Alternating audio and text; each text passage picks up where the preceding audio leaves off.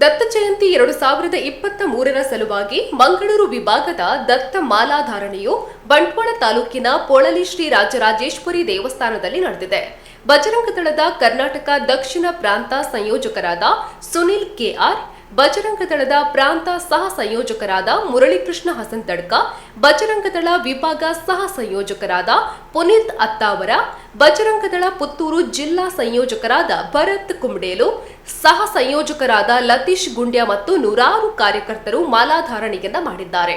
December 17ರಿಂದ ಆರಂಭಗೊಂಡು December 26ರವರೆಗೆ 10 ದಿನಗಳ ಕಾಲ ದತ್ತ ಜಯಂತಿ ಕಾರ್ಯಕ್ರಮ ನಡೆಯಲಿದೆ. ಇನ್ನು ಡಿಸೆಂಬರ್ 26ರಂದು ಸಾವಿರಾರು ದತ್ತ ಭಕ್ತರು, ಬಜರಂಗ ದಳದ ಕಾರ್ಯಕರ್ತರು ದತ್ತ ಪಾದುಕೆ ದರ್ಶನವನ್ನ ಮಾಡಲಿದ್ದಾರೆ.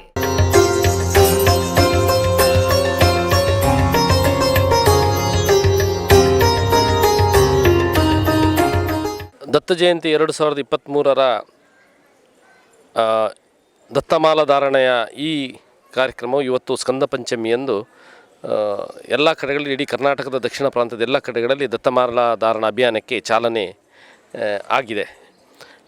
ಇವತ್ತು ಪೊಳಲಿಯ ರಾಜರಾಜೇಶ್ವರಿ ದೇವಸ್ಥಾನದಲ್ಲಿ ಎಲ್ಲ ದತ್ತ ಭಕ್ತರು, ವಿಶ್ವ ಹಿಂದೂ ಪರಿಷತ್ತು, ಬಜರಂಗ ದಳದ ಕಾರ್ಯಕರ್ತರು ದತ್ತಮಾಲೆಯ ಧಾರಣೆಯನ್ನು ಮಾಡೋ ಮೂಲಕ ಅಭಿಯಾನಕ್ಕೆ ಚಾಲನೆ ನೀಡಿದ್ದಾರೆ.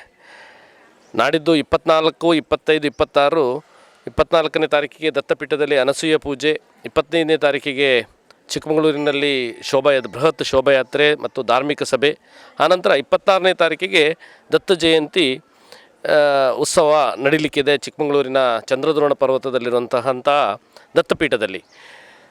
ಈ ವರ್ಷ ನಮಗೆ ಭಾರಿ ಒಂದು ಜಯ ಸಿಕ್ಕಿದೆ ಅಂತ ಹೇಳ್ಬೋದು. ಯಾಕೆಂತ ಕೇಳಿದರೆ, ಇವತ್ತು ತ್ರಿಕಾಲ ಪೂಜೆ ದತ್ತಪೀಠದಲ್ಲಿ ದತ್ತ ಪಾದುಕೆಗಳಿಗೆ ತ್ರಿಕಾಲ ಪೂಜೆ ನಡೀತಾ ಇದೆ.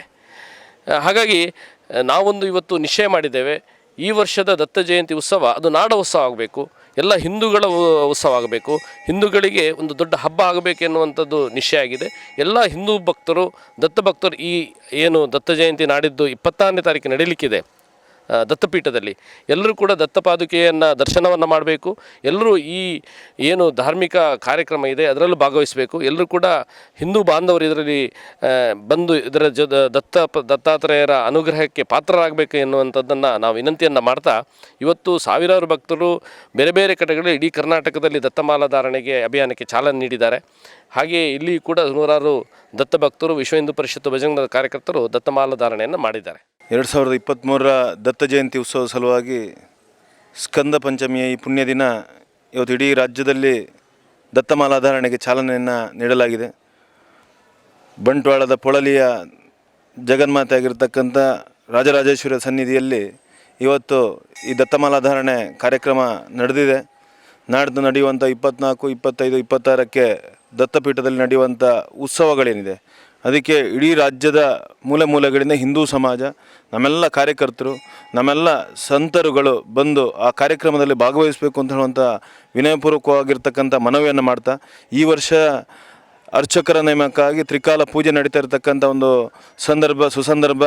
ನಾವು ಈ ವರ್ಷದ ದತ್ತ ಜಯಂತಿಯನ್ನು ಮಹಾ ಉತ್ಸವವನ್ನಾಗಿ ಮಾಡಲಿಕ್ಕೆ ಎಲ್ಲ ಸಮಾಜದ ಜನ, ಹಿಂದೂ ಸಮಾಜದ ಜನ ಸಹಕಾರವನ್ನು ಕೊಡಬೇಕು ಮತ್ತು ಆ ಉತ್ಸವ ಅತ್ಯಂತ ಯಶಸ್ವಿಯಾಗಿ ನಡೀಬೇಕು ಅಂತ ಹೇಳುವಂಥ ಪ್ರಾರ್ಥನೆಯನ್ನು ಮಾಡ್ತಾ, ಈ ಕಾರ್ಯಕ್ರಮ ಮುಂದಿನ ದಿನಗಳಲ್ಲಿ ಆ ದತ್ತಪೀಠ ಹಿಂದೂಗಳ ಪೀಠವಾಗಿ, ಪರಿಪೂರ್ಣವಾಗಿರ್ತಕ್ಕಂಥ ಹಿಂದೂಗಳ ಪೀಠವಾಗಿ ಆಗಬೇಕು ಅಂತ ಹೇಳುವಂಥ ಹೋರಾಟದ ಹಿಂದಿನ ಹೋರಾಟದ ಫಲ ಏನಿದೆ ಅದಕ್ಕೆ ಸಾರ್ಥಕತೆ ಸಿಗಲಿಕ್ಕೆ, ಫಲ ಸಿಗಲಿಕ್ಕೆ ನಾವೆಲ್ಲರೂ ಒಟ್ಟಾಗಿ ಈ ವರ್ಷ ಆ ಉತ್ಸವವನ್ನು ಮಹಾ ಉತ್ಸವವಾಗಿ ನೆರವೇರಿಸಲಿಕ್ಕೆ ಸಹಕಾರ ಮಾಡಬೇಕು ಅಂತ ವಿನಂತಿ ಮಾಡ್ತಾ ಇದ್ದೇವೆ. ಜೈ ಶ್ರೀರಾಮ್.